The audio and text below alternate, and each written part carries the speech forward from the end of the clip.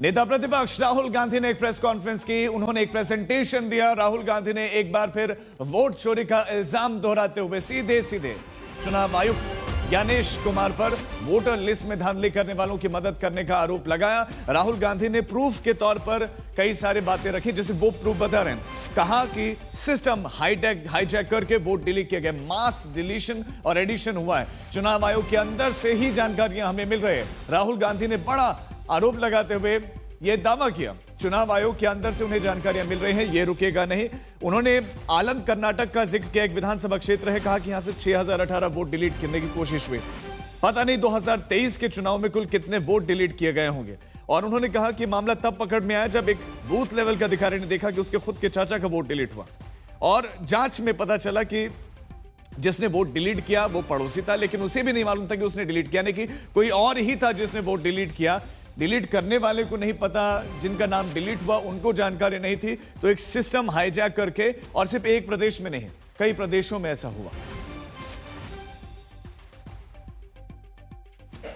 मैंने टीम से कहा है कि अगर मैं स्टेज पे जा रहा हूं,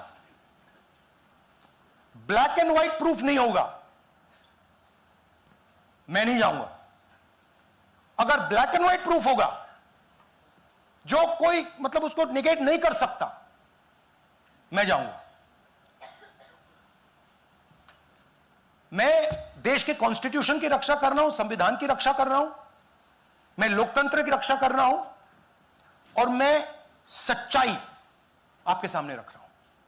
हमारे पास इस प्रेजेंटेशन में जो मैंने आपको अभी दिखाया, 100% सबूत है, प्रूफ है कि ज्ञानेश कुमार जी हिंदुस्तान के चीफ इलेक्शन कमिश्नर वोट चोरों की रक्षा कर रहे हैं।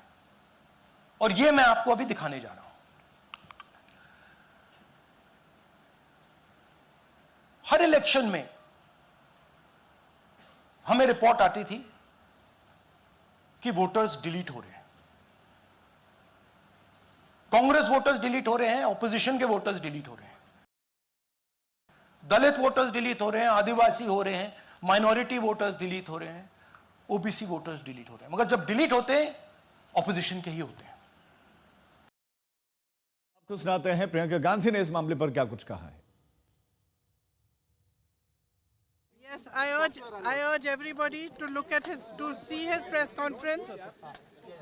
Everybody should watch his press conference because you should understand what is happening in our country and how the EC is colluding to destroy the electoral process and to challenge democracy in our country. We all need to fight for democracy, we need to fight for our constitution, we need to fight for our country. प्रचार हो रहा था कि Rahul Gandhi ji hydrogen bomb फोड़ेंगे, लेकिन वो शायद H2O को H2 समझ लिए। वो एक्चुअली फोड़े H2O बम और बोले हाइड्रोजन बम है। वो बेचारे पढ़ने लिखने में थोड़ा कमजोर हैं, लेकिन H2O का अर्थ पानी होता है ये उनको नहीं पता था। जैसे बच्चे गुब्बारा फेंकते हैं, वैसे ही राहुल गांधी जी का वो था। ये एक तो कह रहे हैं कि भारतीय जनता पार्टी ने डिलीट करा, और जिन लोगों को बुला के आ रहे हैं उनको कह रहे हैं कि आप हिंदी में बोलिए, अर्थात वो हिंदी भाषी थे। उसके बाद कह रहे हैं हमारा माइनॉरिटी वोट काटा गया, और इंटरव्यू कराते हैं सूर्यकांत का। तो ये अपने आप में बताता है कि यह हाइड्रोजन बम नहीं, फुसफुसिया बम भी नहीं, बल्कि ये उनके द्वारा फेंका हुआ H2O गुब्बारा था, और वह भी गुब्बारा सड़क पे गिर गया।